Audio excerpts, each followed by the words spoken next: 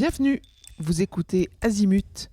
Ici, on parle orientation avec les parents qui s'intéressent à l'orientation scolaire de leurs ados. Azimut s'appuie sur des dizaines de spécialistes de l'orientation pour vous informer et vous conseiller. Vous pouvez retrouver l'ensemble des contenus, classés par rubrique et par situation, sur notre site azimut-orientation.com. Et surtout, n'oubliez pas de vous abonner à notre newsletter. Vous recevrez ainsi les informations de mise à jour et de l'actualité de l'orientation. Bonne écoute. Bonjour Simon. Bonjour Perrine, merci. Alors vous allez peut-être entendre des mouettes, et pourtant on est en plein Paris, fin janvier, sur un toit terrasse incroyable. Donc voilà le contexte, mais on est là pour parler de choses sérieuses. Peut-être Simon, tu pourrais commencer par te présenter et puis ensuite on va parler de la classe préparatoire. Bien sûr, merci beaucoup de me recevoir sur le podcast. On est ravis d'être là sur cette belle terrasse. Donc moi je m'appelle Simon Chaussande. Je suis encore étudiant puisque je suis en fin d'études. Je suis en double diplôme X, un polytechnique HEC. J'ai intégré HEC en 2019 et pendant ma classe préparatoire, j'ai rencontré David Coll, qui était mon professeur d'économie, avec qui je me suis associé en 2022 pour créer Wade, qui est donc une nouvelle classe préparatoire ECG pour le moment uniquement, donc spécialisée dans les concours pour les écoles de commerce. On a créé Wade en 2022 avec plusieurs convictions qu'on pouvait faire les choses mieux et différemment en ce qui concerne la classe préparatoire. Alors à plusieurs égards, la première chose c'est qu'en classe préparatoire, il y a dans le parcours type classe préparatoire, grande école, il y a plusieurs ruptures qui sont parfois assez brutales. Donc il y en a une première qui est lycée et classe prépa, mais bon, ce qui fait souvent du bien et c'est souvent le but de cette filière, c'est aussi de réélever le niveau d'exigence. Mais c'est une première rupture qu'on va chercher nous d'une certaine manière à atténuer par plusieurs moyens. Il y a une rupture aussi qui est parfois beaucoup plus douloureuse, qui est classe prépa école. Une fois qu'on a intégré et qu'on a passé le concours et qu'on intègre les grandes écoles au bout de 2 ans, et là en fait on a une baisse du niveau d'intensité, du niveau d'accompagnement, du niveau de stimulation intellectuelle parce qu'en fait là les grandes écoles apportent quelque chose qui est tout autre, qui est de la professionnalisation, une approche sur d'autres matières qu'on voit pas en classe préparatoire, mais parfois ça peut être très dur pour les étudiants qui ont été très stimulés en maths, en philo, etc. Donc ça aussi on vient aider nos étudiants à anticiper ça et à les accompagner dans la durée. Et ensuite une transition école monde du travail qui est peut-être de plus en plus douloureuse ou brutale pour les jeunes générations. Donc moi je suis passé par ce parcours, donc je voyais bien un peu les différents écueils et donc on avait la conviction qu'en ce qui concerne les classes prépa et en particulier les classes prépa privées, il y avait des tendances sur ce qui existe qui ne nous allaient pas du tout en termes de transparence, puisque la totalité des classes prépa privées hors contrat ne communiquaient pas leurs résultats de manière transparente, avaient des effectifs qui avaient tendance à gonfler, et donc on se disait qu'on voulait remettre un peu si je me permet l'expression, l'église au centre du village, en disant voilà, on va faire quelque chose qui soit complètement aligné avec nos valeurs, qui nous ressemble et en même temps super efficace, avec donc l'ambition d'être très vite une des meilleures prépas, ce qui s'est avéré être une ambition plutôt, en tout cas une bonne projection, puisque dès notre première année on a eu l'année dernière des premiers résultats qui était très bon, puisqu'on est classé 12e classe prépa de notre première année, donc on a l'ambition de faire mieux cette année. J'espère que je m'avance pas trop, mais normalement on travaille pour. Et il y a donc 67% de nos étudiants de deuxième année qui ont intégré une école du top 3, donc HEC, ESSEC, ESCP. Donc voilà en ce qui concerne la petite intro. Pour avoir d'aussi bons résultats, est-ce que le moyen, c'est pas de recruter juste les meilleurs candidats, ou est-ce que vous faites d'autres choses pour justement booster leur obtention d'école post-prépa ?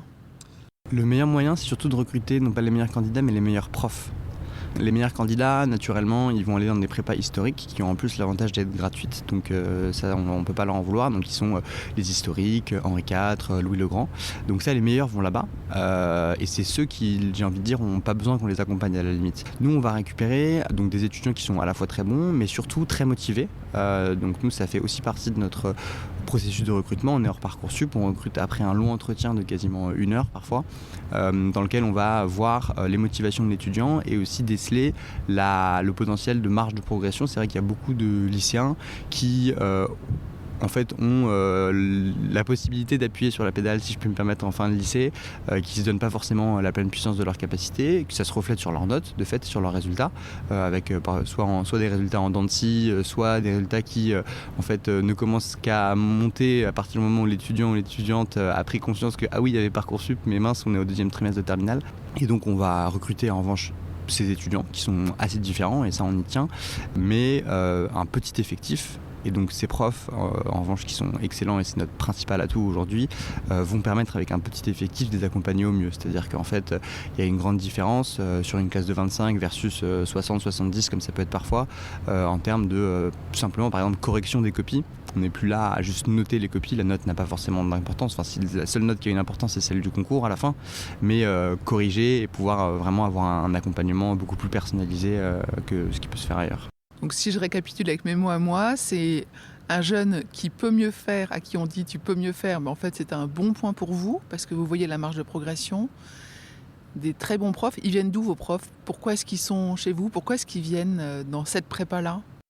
Alors ça, faut leur demander, et je leur en suis évidemment très gré. En fait, pour échanger avec eux très souvent, la majorité disent qu'ils sont très contents de retrouver une atmosphère très individualisée, une proximité avec les étudiants qu'ils avaient peut-être et très souvent perdu, alors que c'est une des grandes richesses de cette filière qui est la classe préparatoire, qu'on oppose souvent à tort à la fac par exemple, où là pour le coup il y a vraiment ce sentiment de grands amphis, peut-être un peu moins personnel. La classe préparatoire a cet ADN là, mais qui s'est un peu perdu, et donc ils sont très contents de venir pour rejoindre l'aventure. En plus c'est dynamique, ça démarre, et donc normalement ils s'y plaisent tous amplement. Donc la première année, vous aviez des étudiants qui ont passé les concours et qui ont intégré des écoles. Là, c'est la 2e année. Il y en a qui sont encore là. Il y en a des nouveaux qui sont arrivés. Vous recrutez combien d'élèves pour l'année prochaine ? Bien sûr, ouais. Donc, l'année dernière, il y a 13 étudiants qui ont passé le concours. Et là, donc, cette année, on a 30 étudiants. On a 10 en première année et 20 en 2e année. Donc, ils vont passer le concours cette année. L'idée l'année prochaine, c'est de recruter en première année 25 étudiants et d'en avoir environ 25 en 2e année. 2e année et Cube. Donc Cube, c'est ceux qui ont généralement dans d'autres prépas pas eu ce qu'ils voulaient le jour du concours et qui veulent retenter une 3e année. Je dis pas eu ce qu'ils voulaient parce qu'il y a un peu le mythe en prépa de se dire ah oui, mais prépa, si jamais je rate les concours, j'ai rien. C'est vrai dans d'autres filières, notamment médecine, où il y a vraiment ce côté un peu qui te double. En classe préparatoire, ECG en tout cas, il y a plus de place en école qu'en prépa. Donc après, chacun se fixe sa barrière là où il veut, et nous c'est vrai qu'on se positionne, et la culture qu'on essaye de donner, c'est quitte à faire une prépa, quitte à se lever tous les matins, quitte à travailler, à se dépasser, on va essayer ensemble de vous accompagner vers les meilleures écoles. Après, il n'y a pas du tout de prétention là-dedans, il n'y a pas de mauvaises écoles, etc. Mais nous on essaie de dire quitte à travailler, autant le faire pour la gagne. Est-ce que tous les concours et toutes les écoles leur sont ouverts, ou est-ce que en venant dans votre prépa, il y a des portes qui se ferment ? Il n'y a pas de porte qui se ferme par rapport à la filière. Donc en fait, ils peuvent présenter toutes les écoles de commerce. Ils peuvent présenter également l'ENS Cachan, l'ENSAE. Donc voilà, ils ont toutes ces portes ouvertes là. C'est celles qui sont classiques dans la filière ECG. Les seules portes, j'ai envie de dire, qui sont fermées en termes d'études sont les études vraiment scientifiques et biologiques, donc médecine et bio. En revanche, c'est vrai qu'il y a beaucoup de passerelles. Moi, j'ai beaucoup de copains qui ont fait ça après avoir intégré une école de commerce, maintenant de plus en plus d'ailleurs dans les deux sens, vers les écoles d'ingénieurs. Donc soit directement en licence 3, soit en master 1, sur des formats de double diplôme qui sont très, très différents. Et donc voilà. Donc en termes de portes fermées, c'est vrai que c'est plutôt l'inverse en ce qui concerne la filière, c'est qu'on s'ouvre beaucoup de portes et qu'on s'enferme le moins possible avec cette formation assez exigeante et généraliste. Est-ce qu'en dehors du fait qu'il faut passer un concours pour intégrer les écoles, vous conseillez les étudiants que du coup vous connaissez bien sur telle école te correspondrait bien d'un point de vue ambiance, niveau, intérêt, formation ? Bien sûr, ça c'est vraiment quelque chose qu'on aborde avec eux beaucoup plus amplement au niveau de la préparation des oraux. Donc là, les concours écrits sont fin avril, ils passent, ça dure une dizaine de jours, c'est assez intense pour eux. On leur laisse évidemment le temps de souffler entre temps, et ensuite ils reviennent pour la préparation des oraux. Et là, on va beaucoup plus aborder ces thématiques-là parce que dans toutes les écoles, il y a ce qu'on appelle l'entretien de personnalité. Faut pas se laisser avoir par le nom de l'épreuve parce que c'est une épreuve assez normée et on n'est pas en train de juger la personnalité, mais on est en train de juger la capacité de l'étudiant à se projeter dans l'école. Et donc on va vraiment venir avec donc l'expérience qu'on a, que les profs ont sur les différentes écoles, leurs différences, leur permettent de beaucoup mieux se projeter dans les écoles. Après, dans les faits, les étudiants prennent souvent la meilleure école qu'ils ont dans le classement SIGEM, qui est le classement qui fait référence, mais il y a quand même chaque année des choix qui peuvent être parfois étonnants pour d'autres, mais qui disent voilà, moi je veux aller dans telle école plutôt qu'une autre, y compris si elle est moins bien classée, parce qu'en fait il y a tel double diplôme, tel parcours, telle proximité avec ma famille, etc., etc. Chacun a ses raisons, mais donc ça existe aussi, et il y en a chaque année, et ça fait à chaque fois un peu des mois, les gens sont pas d'accord, mais pourquoi tu fais ça? Mais ça fait partie du folklore. Comment est-ce qu'on postule? Comment est-ce qu'on décroche le fameux entretien qui permet d'intégrer la prépa? Donc nous, on a un recrutement hors Parcoursup. On recrute en 2 temps. D'abord un dossier écrit où on a donc les 5 derniers bulletins et on prend 2 copies également. Ce qu'on lit avec grande attention dans le dossier parce que... 2 copies de quoi? D'histoire géo? 2 copies rédigées, donc pas de maths, rédigées en conditions d'examen. Donc il y a histoire géo, philosophie, français, c'est des copies de première, mais on préfère des copies de terminale, SES. Et en fait, souvent, ça nous permet d'en savoir beaucoup plus sur le candidat qu'un bulletin, d'autant que maintenant on sait bien l'inflation des notes et qu'un 17 ne veut plus forcément dire grand-chose, ou qu'en fait, en fonction des établissements qu'on ne connaît pas énormément, enfin, on ne peut pas connaître tous les établissements évidemment. Donc en fait, savoir, en fait, on ne regarde même pas la note de la copie, mais lire une intro, voir la manière dont l'étudiant structure sa pensée, ses phrases, s'exprime à l'écrit, est-ce qu'il fait 2 fautes d'orthographe par ligne ou juste une petite coquille en page 2, ça en dit beaucoup plus parfois que le bulletin. Et donc en fait ça fait une première étape, c'est le dossier écrit, et si on a un avis favorable, on propose un entretien, et après l'entretien on est en mesure de dire oui, liste d'attente ou un refus définitif. Très bien, parfait.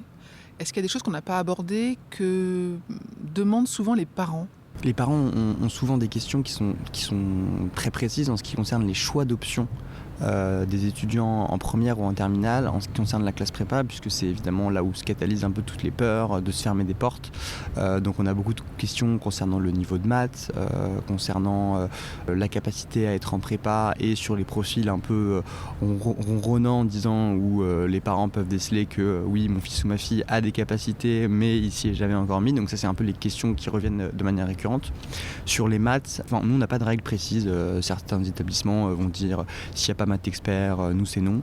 Nous on a fait le choix de ne pas définir de règles précises là-dessus. On a recruté, y compris cette année, des étudiants qui étaient en maths complémentaires, et là on est en train de voir avec une étudiante qui veut s'inscrire, qui a même arrêté les maths en terminale, et donc elle est venue vers nous très tôt dans l'année en disant voilà, j'adore votre message, j'adore ce que vous véhiculez, j'aimerais bien m'inscrire, cette filière m'intéresse, j'ai arrêté les maths, j'avais pas forcément un niveau horrible mais ça m'intéressait pas, j'avais pas forcément à ce moment-là en tête que je voulais faire une prépa. Et donc là, on est en train de l'accompagner avec le prof de maths pour lui faire un petit programme sur mesure de janvier à juillet pour qu'elle puisse un peu se remettre sur pied et au moins valider tous les acquis de la terminale en maths. Donc elle est top, elle est super volontaire, c'est une étudiante qui est assez autonome, c'est drôle. Oui, il y a ça. Et donc après les parents, les questions qu'ils posent, non, c'est surtout ça, c'est surtout des questions à chaque fois sur la spécificité de leur enfant. Voilà. Super, merci beaucoup Simon. Merci beaucoup d'avoir reçu. Je vous retiens quelques instants. Vous écoutez peut-être sur Apple ou sur Spotify ou sur Deezer ou sur une autre application de podcast. Je voulais m'assurer que vous connaissiez l'existence de notre site azimut-orientation.com. Sur ce site, les contenus sont organisés par thématique et par situation. Ceux qui connaissent adorent et utilisent notre moteur de recherche, ce qui leur permet d'aller chercher directement le bon contenu qui correspond à leur problématique. Je vous encourage à vous y connecter et n'oubliez pas de vous inscrire à notre newsletter. Merci de votre fidélité et à bientôt.